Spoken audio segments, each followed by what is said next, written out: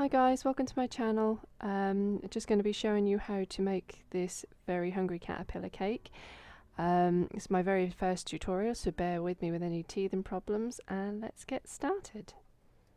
So what we start off with is a Rice Krispie treat apple. I did have the footage of how I put this together but somehow lost it. The next shot you will see I have got it covered in white fondant. The reason I covered it in white fondant to start off with was to try and smooth out some of those lumps and bumps caused by the Rice Krispies. You will see that I've got another piece of fondant in my hand which I'm using just to smooth out the fondant. I spend quite a bit of time smoothing this out using fondant and a piece of acetate, so I've shortened that footage quite a lot.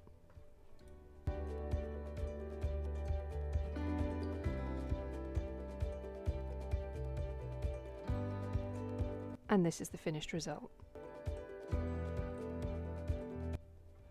Next I'm rolling out a piece of red fondant to do the actual final cover on the apple. Popping a few bubbles as I go. I'm using my little rolling pin there and just generally trying to make it as big as I think I need it just to cover that apple.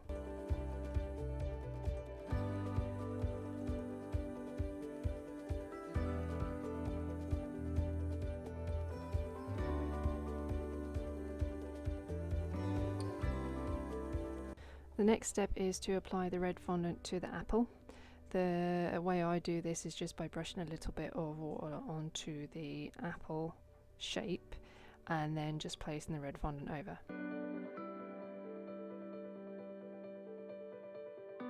As I smooth this down and shape it around the apple, you'll see that it's cracking, tearing, pulling, everything you really don't want fondant to do.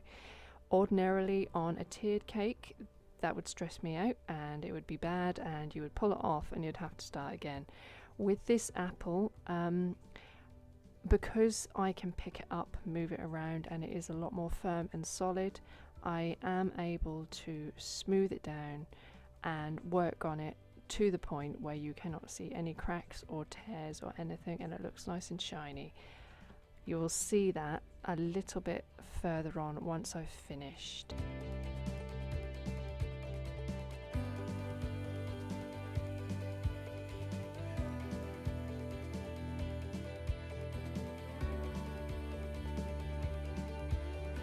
Again, here I am just going around it with an acetate smoother over and over again. Any of the bits that have actually torn so badly that you can see the white fondant underneath, I'm just picking up a tiny piece of red fondant and putting that in the hole and then going back over and smoothing it.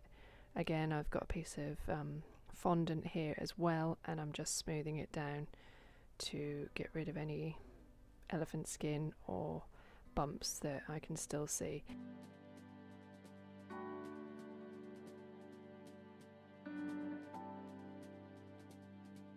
And here's the finished result with no elephant skin, no holes and no lumps and bumps. Here I'm just taking a standard kebab skewer and sticking that in the top of the apple where I want the apple stem to be, trimming it off, rolling out a piece of brown fondant, sticking that over the kebab skewer with a little bit of water and then just going back over it with my Dresden tool to give it a bit of texture to make it look like a real apple stem.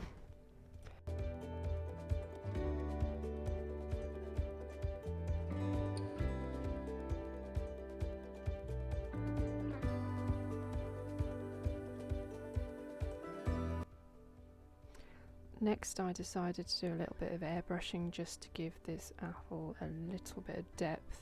Just put a little bit of shading on the top and around the bottom.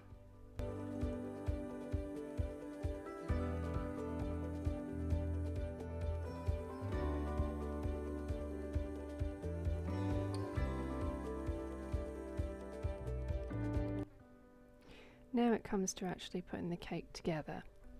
What I had with this cake was a 7-inch base tier and 5-inch top tier. Each tier was about 4 inches high This is the 7-inch bottom tier. Now what I've done is I've lined a ganache plate which is bigger than the 7-inch tier with some baking paper, taped that down and put a layer of white chocolate ganache over the top. That layer has to be bigger than the tier you're making. Lay the sponge on top, then fill it with your desired fillings. Now in this case I had vanilla buttercream and strawberry jam. On each layer I am also doing a little bit of sugar syrup, which I've added a bit of vanilla to give it a bit more flavour and keep the cake nice and moist. I do this all the way to the top of the cake. The reason I have started off with the jam and then put the buttercream on, you will see later on, I'm actually stacking this cake upside down. That's the reason why I've actually put it on top of a layer of white chocolate ganache.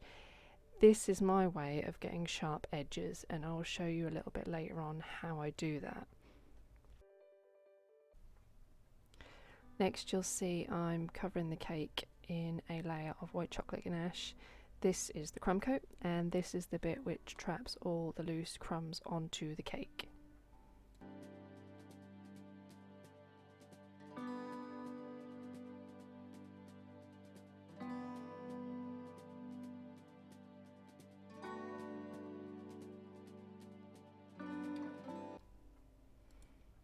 After the cake's been in the fridge for a little while just to firm up, I'm putting the next layer of white chocolate ganache on. Now this is the layer that you need to put on to make sure that the cake is nice and smooth, so that when the fondant goes on you don't have any lumps or bumps underneath. I'm just taking a metal scraper and running around the outside of the cake as I go.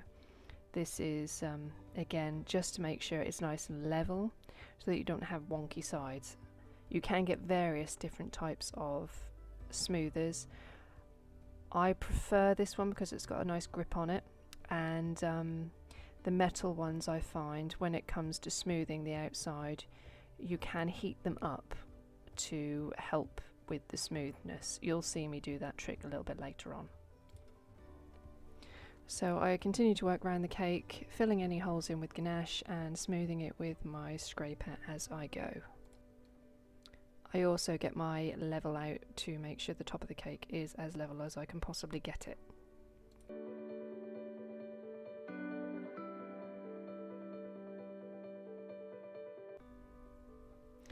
Next I'm just adding my base board. Now as this is the 7-inch cake, it is the one which is going to go on the bottom of the cake. I'm adding that on, squishing it down, making sure it's as level as I can get it. And now this is why I stacked it upside down. As you will see, I am now about to flip the cake over, and now it's the right way up. Now I'm just taking off the baking parchment. I'll speed this bit up because I do fanny around with it for quite some time. Now this is how you get the sharp edges. The ganache plate is removed, baking parchment is being peeled back, and there are your sharp edges, and the cake is now the right way up. Now I'm just going back with my edge scraper, and as you can see this is the bit where I was talking about heating the blade up. I've got it sitting in a bowl of hot water. Scrape it off on the tissue paper before it goes on the cake, and it just gets rid of every single tiny imperfection around the cake as you finish smoothing down those sides. The top's already perfect, but as you do the sides the ganache moves up, so I'm just finishing it off with my palette knife. The next step is to get working on covering the tiers with fondant. So here I am just rolling out a big piece of white fondant. My chosen brand is Couture. I have tried others in the past, but Couture I find is just perfect.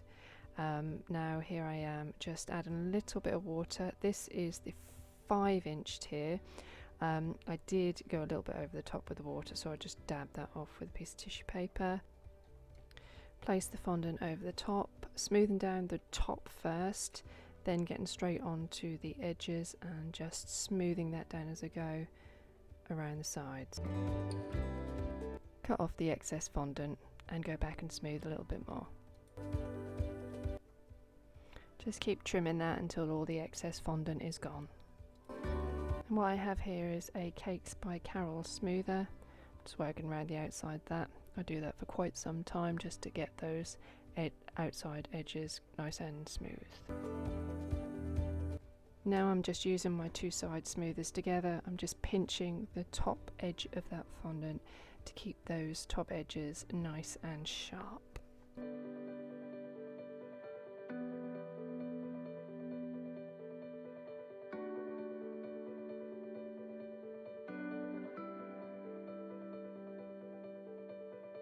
Now I'm just moving this little 5-inch one onto a cake drum so that I can really get the edges nice and smooth.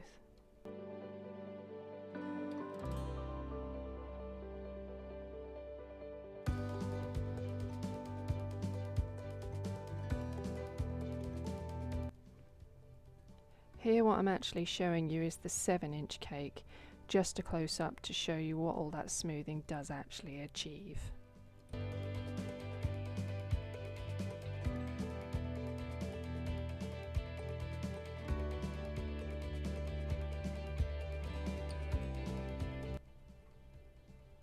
The next step is to cover the silver on that cake drum. My way of doing it is to roll a very long sausage of fondant, whatever colour you want it to be. Make sure that it's long enough to go around the board. I've been doing this long enough to pretty much eyeball it, but the easiest way is probably just to get a tape measure and measure the board. That way then you know how long you need it. Roll that flat, all the same width. Cut along one edge with a pizza cutter or a scalpel to make sure that edge is nice and sharp, and then you just wet the board, lay it around the board and meet it up at the back. Cut the back with your scalpel so that the edges meet and they're nice and straight, and then I generally just go over that board with a smoother.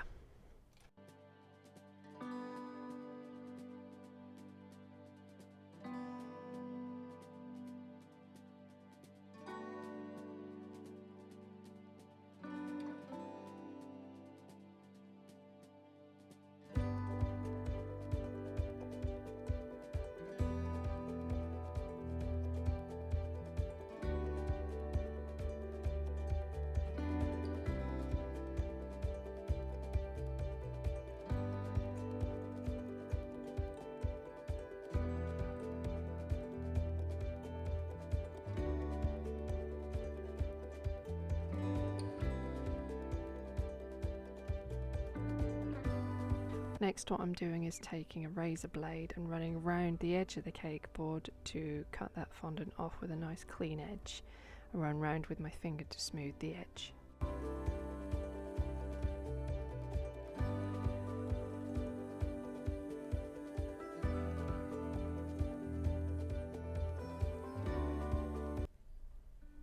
The next step is to dowel the cake. I tend to use bubble tea straws to stack. The next tier up you will see that I'm using plastic dowels. That's purely just to support the weight of the apple when it goes on top, but for the rest of the cake I do use bubble tea straws. I've just measured the exact height of the cake with one of the straws and I'm cutting all the others to match.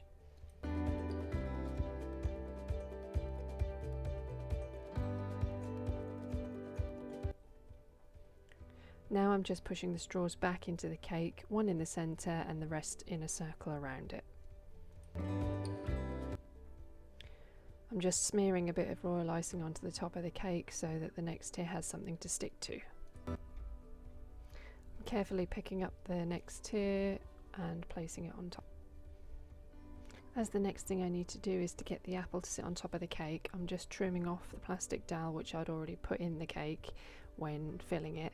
That was purely just to keep it stable because we were going through a heat wave. I then cut some other dowels to the same size and insert in a circle around it.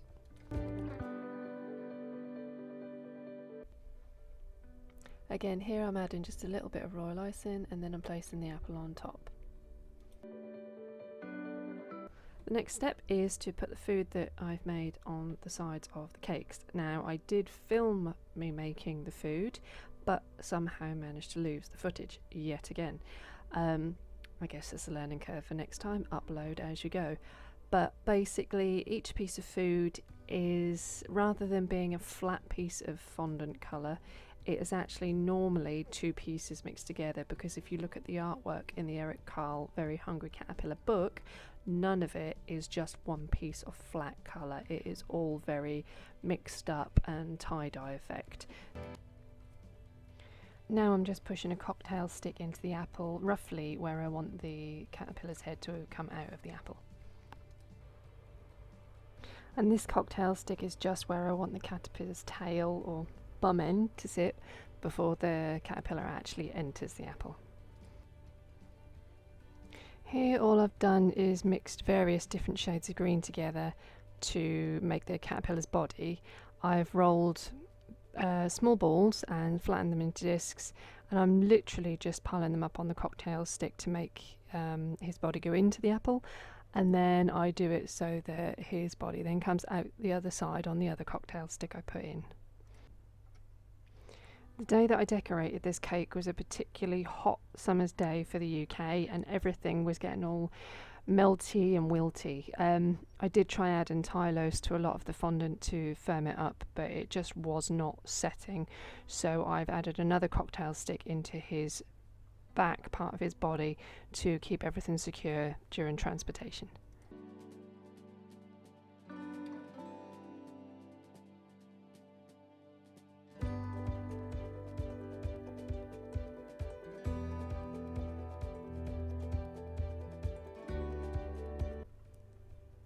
Next I needed to move on to doing the caterpillar's face, so I've literally just rolled a red ball of fondant and stuck it on the end of the cocktail stick.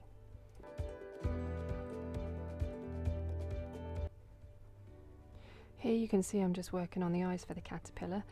Unfortunately I lost the footage yet again of me putting the yellow part for the eyes on. My phone was being a bit of a pest that day, so here you can just see me putting on the centre green parts.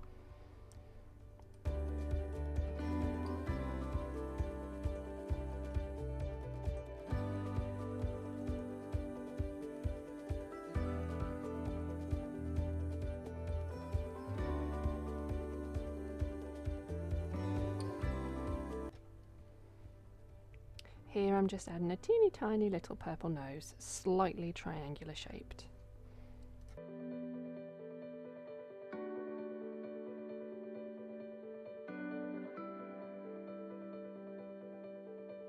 Next we need to put his little ears on, so I've put in 2 cocktail sticks, trimmed them to size, and what I did was rolled out 1 shade of purple fondant in tiny strips, put one on the back of each cocktail stick and then put another piece on the front, and just squished them together and softened the edges a little bit.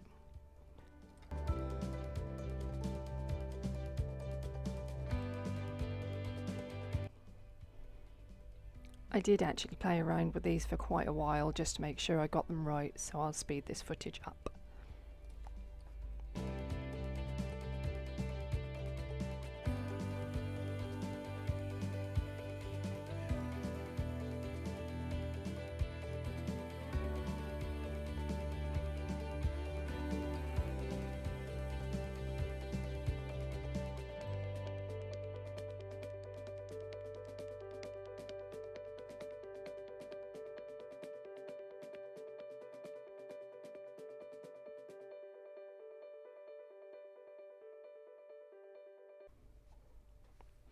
On the front of his antenna, not his ears, he's not a dog, he's actually got another shade of purple just in the centre, just a very small strip, so I'm just putting them on here.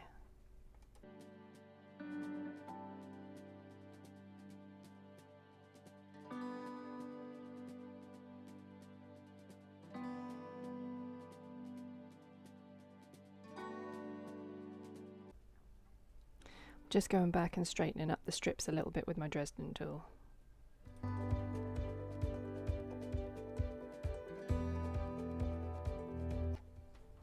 Last bit of the caterpillar to do is his feet. He has 4 at the front and 2 at the back if you look at the picture on the front of the book.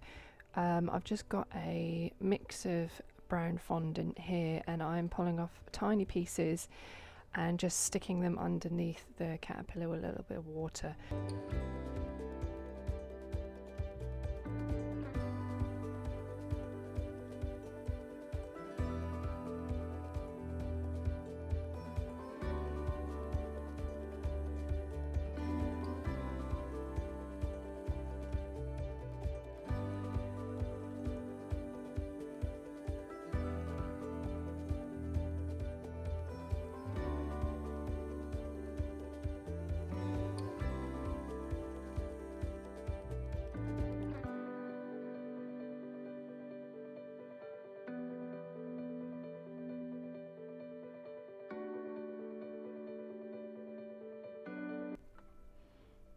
Oops, he's just been delimbed.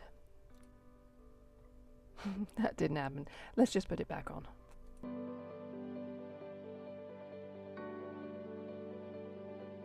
I wanted to make sure that the top part of his feet or his legs was thinner than the bottom, so I'm just going in with the end of my paintbrushes and squishing the top a little bit to give him a little bit of shape.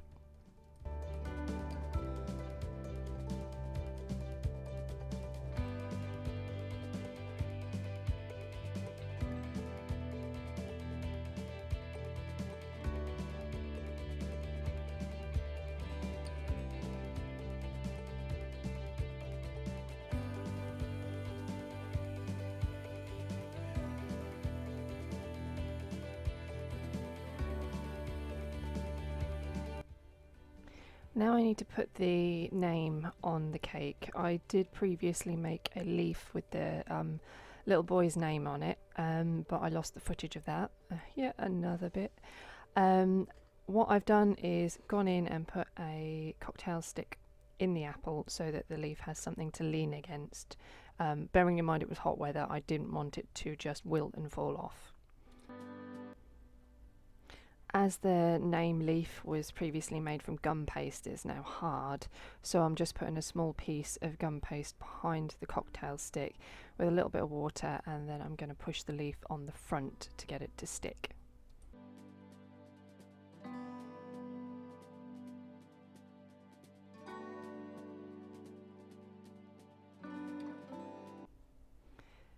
The key with anything made out of gum paste this thin is to be very, very delicate with it, which is what I'm doing here because I don't want to snap it in half.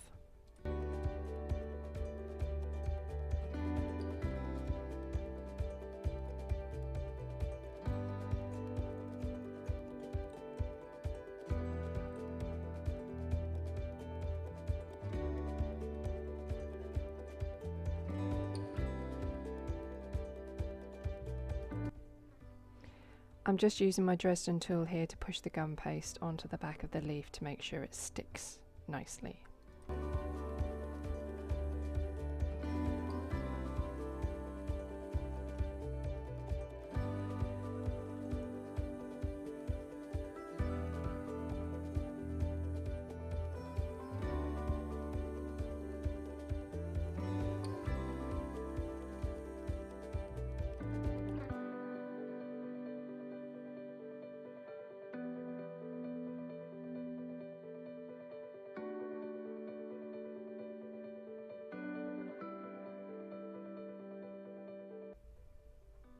Just to make the apple and the leaf look a little bit more true to life, I'm just adding a stem to the leaf and angling that into the stalk of the apple.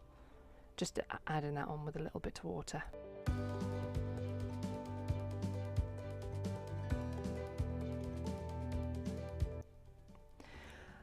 The next job is to put some trim around the edges of each cake tier. Now I decided to do 4 different colour balls. Here you can see me just adding them on. If you look at the red patches of fondant in the picture, they're actually just circles cut out with the bottom of a piping tip. I did this with the yellow, the green and the blue.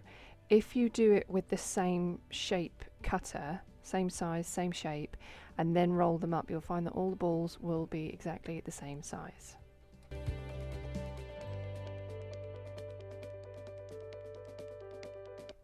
Then you can proceed to spend the next hour of your life adding balls to a cake and killing the memory on your phone, which is where it now cuts out.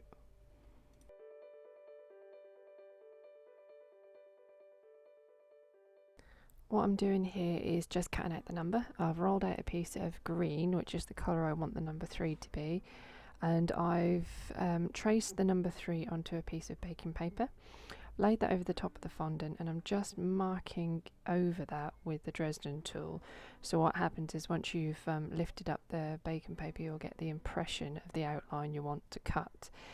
You then go back over it with the scalpel to cut out the number, and then when it comes to it, you can back it onto another colour if you choose to.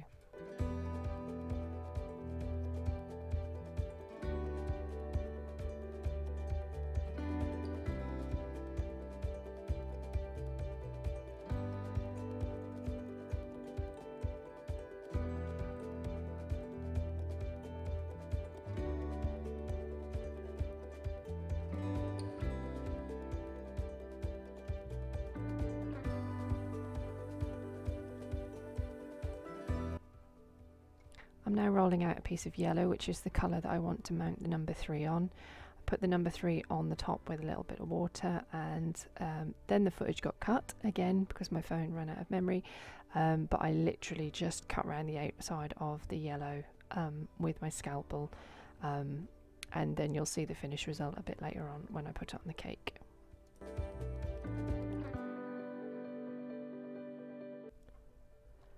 And last but not least, to finish off the cake, you just add the number to the top. I'm just putting this on with a little bit of royal ice, in which I've used a paintbrush to put on the back of the number and just underneath where it sits on the top tier. And there you have your finished product. So thanks for watching that, guys. Sorry it ended up a little bit long-winded. If you do want to see any future tutorials from me, then please do make sure you hit that subscribe button. And if you have any comments or suggestions you'd like to add as well, please do leave those below, because I will make sure that I read them. Thanks very much, guys. See you soon.